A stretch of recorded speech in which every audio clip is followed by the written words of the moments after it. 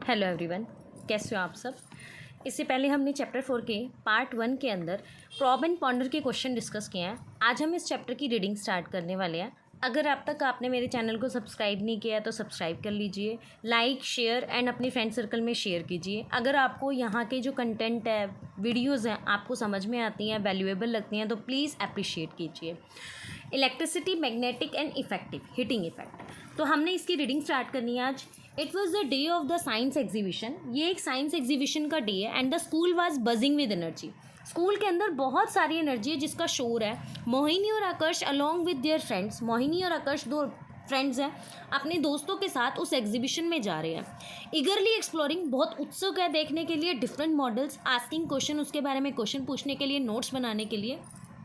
One simple model really fascinating them, एक आसान से मॉडल ने उन्हें बहुत ज़्यादा हैरान करा। कैसे? It was working model of lifting electromagnet, एक वर्किंग मॉडल था जिसने इलेक्ट्रोमैग्नेट को ऊपर की तरफ उठा लिया।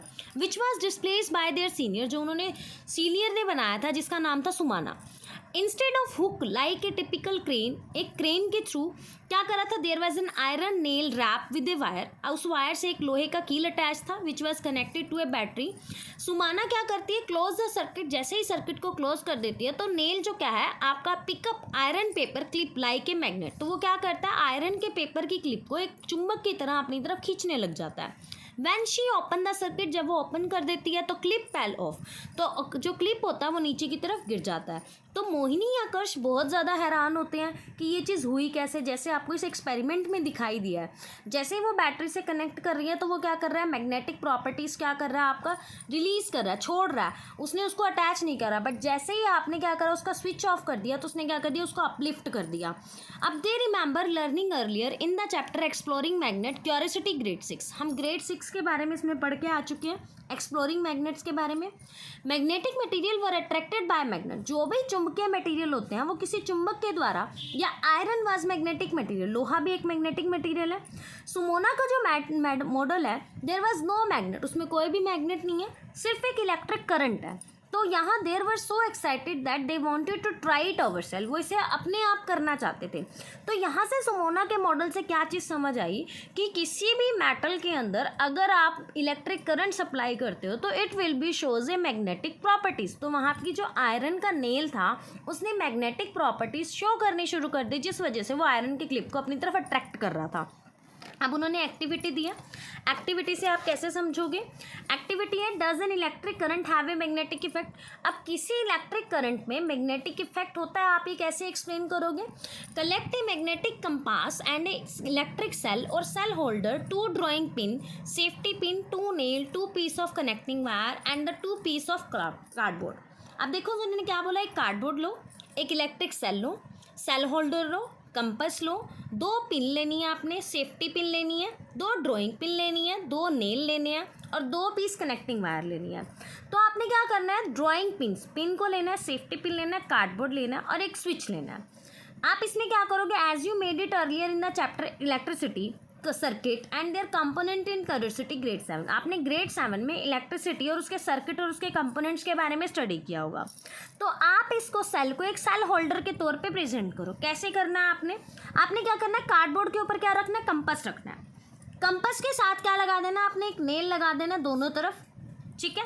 साथ में आपने दूसरी तरफ क्या लगा देना, नेल लगा देना है, सेफ्टी पिन जो उन्होंने आपको ड्राइंग पिन्स बोली हैं उन्हें लगा देना और बीच में क्या लगा देना, एक सेफ्टी पिन। अब आपने क्या करना है, वायर लेनी है, वायर को किससे कनेक्ट कर देना है, एक सेल से, और दूसरे वायर के पीस को किससे कनेक्ट कर देना है, नेल से। अब आप यहाँ से क्या चीज़ ऑब्जर्व करोगे, ये जो इन्होंने बताया 2 fix nail of piece of cardboard, fix the middle portion of longer wire, बीच वाले पोर्शन को लंबी वायर से स्ट्रेच करना है नेल से slightly above the surface of cardboard. Attach one end of the wire cell holder और दूसरा एंड आपने स्विच से जोड़ना है। जब आप सेकेंड वायर को सेल होल्डर और स्विच में जोड़ोगे ना तो place the magnetic compass beneath them, इनके बीच में एक मैग्नेटिक कंपास रखोगे बिटवीन द 2 नेल्स, इन दोनों नेल्स के बीच में, ठीक है। अगले में हमने क्या करनी है, ड्राइंग पिन्स लगानी है। अब कहता है while watching the compass needle move the switch on position to allow electric current to flow through the wire, what do you observe। अब ये कहता है कि जब आपने इस सेफ्टी पिन को इन दोनों ड्राइंग पिन से अटैच कर दिया, अटैच करने के बाद आपने देखा कि ये जो मैग्नेटिक कंपास है ना, ये डिफ्लेक्शन शो कर रहा है, ठीक है, नॉर्थ साउथ डायरेक्शन दिखा रहा है। तो इससे हमें क्या पता चल रहा है कि हमारा जब हम देखते हैं कि जो कंपास की नीडल है वो स्विच ऑन करने पे इलेक्ट्रिक करंट फ्लो करवाते हैं। तो now again while watching the compass needle move the switch off position, what do you observe? जब आपको पता है कि स्विच ऑफ हो जाएगा तो कोई करंट पास नहीं होगा। अगर करंट पास नहीं होगा तो आपका कंपास कोई भी डिफ्लेक्शन नहीं दिखाएगा। Move the switch between on end of position a few more times. आप इस पोजीशन के अंदर ऑन एंड ऑफ के बीच में आप स्विच को रखोगे। Carefully observe how the compass needle behave the each time. आपने हर बार उस नीडल को ऑब्जर्व करना है। आप पहले ऑन करो, फिर ऑफ करो, ऑन करो, ऑफ करो, तो आप उनको कंपास की नीडल को ऑब्जर्व करोगे वो कैसे डिफ्लेक्ट कर रही है।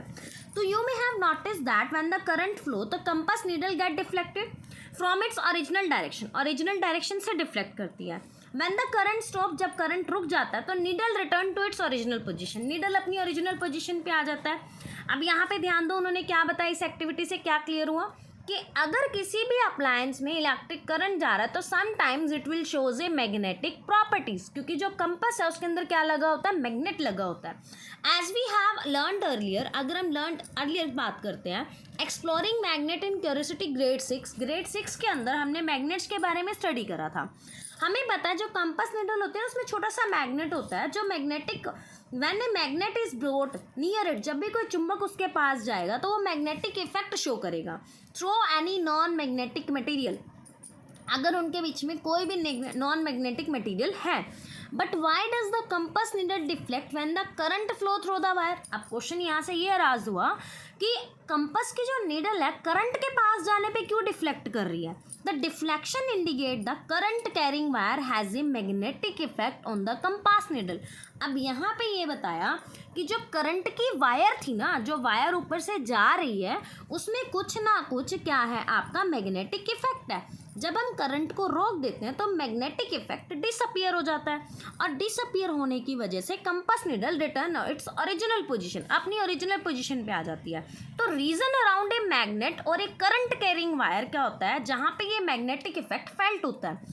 तो डिफ्लेक्शन ऑफ कंपास नीडल क्या हो जाती है, मैग्नेटिक फील्ड जनरेट करती है। यहाँ से एक चीज़ समझना कि जो रीजन है मैग्नेट का और करंट कैरिंग वायर का, वो मैग्नेटिक इफेक्ट शो करता है जिस वजह से कंपास नीडल क्या करता है, आपका डिफ्लेक्ट करता है। जैसे क्या बोलना है, यहाँ पे एक नेल है, यहाँ पे एक नेल है, अब यहाँ पे एक वायर कनेक्टेड है। जब इसमें से ऐसे करंट पास करेगा तो जो ये वायर है ना, ये मैग्नेटिक फील्ड जनरेट कर रही है जिस वजह से आपका कंपास क्या कर रहा है, रोटेट कर रहा है। When the electric current flow through a conductor, it produce magnetic field around it. अब यहाँ से एक चीज़ क्लियर हुई कि अगर किसी भी अप्लायंस में या किसी भी मैग्नेटिक कंडक्टर के अंदर करंट पास होता है तो मैग्नेटिक फील्ड शो करेगा। तो उसे क्या कहा जाता है, magnetic effect of electric current. जब भी मैग्नेटिक फील्ड आपका डिसअपियर हो जाएगा तो करंट क्या हो जाएगा, स्टॉप हो जाएगा, करंट फ्लो नहीं करेगा। तो we have learned about the magnet and electric current in earlier grade. I use to think that there was no link between the two. हमारे दो के बीच में कोई भी लिंक नहीं है, but now we found that electricity and magnetic effect are link. हमें पता है कि इलेक्ट्रिसिटी और मैग्नेटिक फील्ड आपस में जुड़े हुए हैं। बीइंग ए साइंटिस्ट, अब कौन से साइंटिस्ट थे जिन्होंने इसके बारे में बताया था? You have just now made the same discovery which was made by the scientist Hans Christian Oersted, जिन्होंने 1770 से 1851 में क्या करा था, बर्थ था उनका और डेथ था। 1820 में उन्होंने डिस्कवरी करी थी।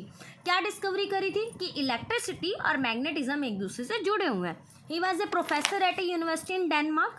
It is said that once while giving a demonstration, he noticed that whenever electric circuit was closed, open, the needle of magnetic compass laying be deflected. इन्होंने ये बताया था कि अगर आप इलेक्ट्रिक सर्किट के अंदर किसी भी स्विच को ऑन या ऑफ करते हो ना तो आपका मैग्नेटिक कंपास क्या करता है, डिफ्लेक्ट करता है।